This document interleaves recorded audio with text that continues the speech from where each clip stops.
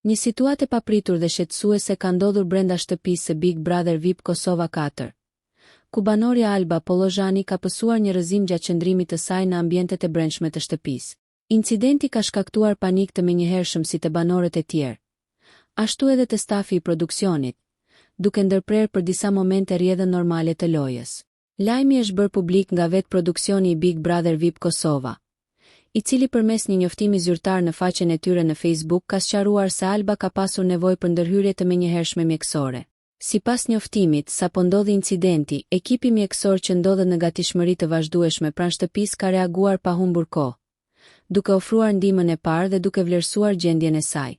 Pas vlerësimit fillestar, është vendosur që Alba Pollozhani të transportohet me urgjencë drejt urgjencës së një prej spitaleve private në vend, për të kryer ekzaminime më të detajuara dhe për të siguruar trajtimin e nevojshëm. Ky vendim është marrë për arsye sigurie, me qëllim që shëndeti i banorës të jetë prioritet absolut.